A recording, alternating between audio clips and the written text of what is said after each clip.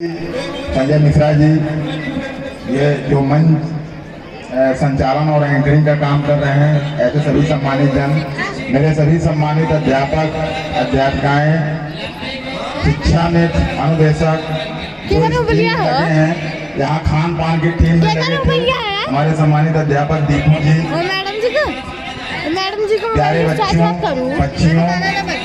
और प्रतिभाग जितने लोग कर रहे हैं इसमें सभी प्रतिभागियों जो टीम इवेंट करा रहे हैं, सभी ऐसे सम्मानित खेल कूद शिक्षक, जनपद स्तरीय खेल कूद शिक्षक रवि जी, राकेश जी, मेरे साथ हमेशा सहयोग में लगे रहे सम्मानित ARP राजीव जी, मेरे सभी सम्मानित खंड शिक्षा अधिकारी, सभी लोगों को ढेर सारा साधुवाद। और मैडम का आज इस कार्यक्रम में आने के लिए बहुत बहुत विभाग की तरफ से साधुवाद। मैडम, मैं 2-3 बिंदुओं पे प्रकाश डालना चाहूंगा। जनपद जौनपुर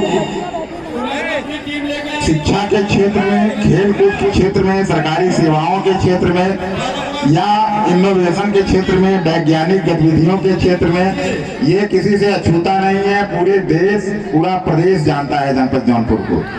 और उसमें हम लोगों का, हम अधिकारी हैं, हम आते हैं, चले जाते हैं, फिर नए आते हैं। हम लोगों का जो नैतिक दायित्व बनता है, यहाँ की जो वास्तविक शक्तियां हैं, जो टैलेंट है, उसको सही दिशा दें। और यही आप ही लोगों के बीच से, जो जितने सम्मानित जन हैं, उन्हीं लोगों के बीच से उनको हम लोग प्रोत्साहित करके कोशिश ये रहती है कि उस क्षेत्र में बेहतर काम करें। जनपद जौनपुर का गरिमामयी इतिहास रहा है, प्रतिष्ठित इतिहास रहा है, चाहे वो आजादी के पूर्व का समय रहा हो, चाहे बाद का समय रहा हो, चाहे वो मध्यकाल का दौर रहा हो। जौनपुर सिराजे हिंद के नाम से मशहूर रहा है। पूर्व का सिराज यानी हिंद का सिराज, इसको मध्यकालीन साहित्यकारों ने सिराजे हिंद की उपाधि दी। मध्य जो पूर्व मध्य में जो शहर था सिराज, उस तरीके का शहर जौनपुर हुआ करता था किसी जमाने में। तो ये ध्यान रहे, खेल कूद पाठ्य सहगामी क्रियाओं का एक महत्वपूर्ण अंग है। और खेल कूद से बच्चों का मस्तिष्क, शरीर और मस्तिष्क का विकास होता है, उनके अंदर कॉन्फिडेंस आता है। जैसे उदाहरण मैं देता हूँ, अगर किसी बच्चे को हम इस मंच पे चढ़ा के कार्यक्रम करवा रहे हैं तो निश्चित तौर पे उनके अंदर आत्मविश्वास आता है।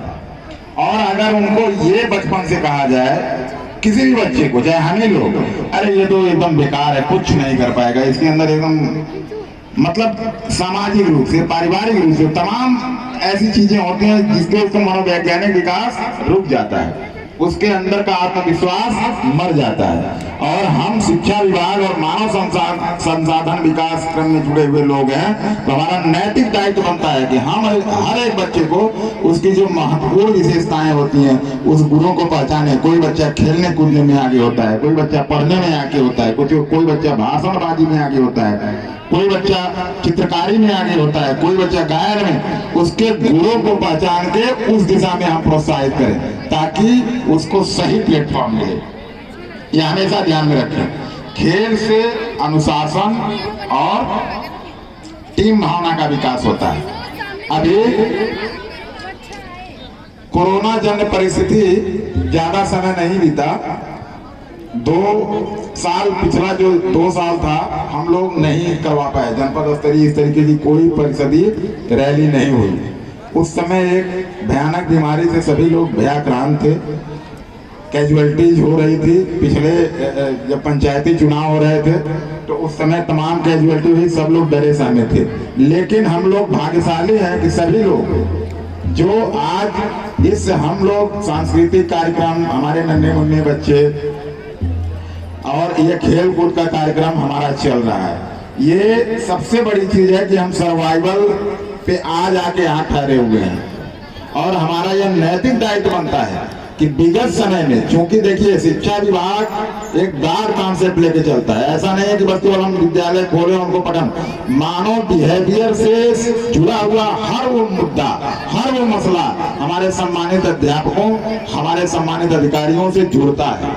सीधे तौर पे जुड़ता है। चाहे वो समाज में कोई भी गतिविधि हो रही हो, निश्चित तौर पे समाज में नकारात्मक गतिविधियां हो रही हो, सकारात्मक गतिविधियां हो रही हो, सीधे तौर पे हमसे जुड़ता है। तो उन अनुभवों से लाभ लेते हुए जो मानवीय मूल्यों का क्षरण हुआ उस कोरोना जन परिस्थिति में, उसमें हम सीखे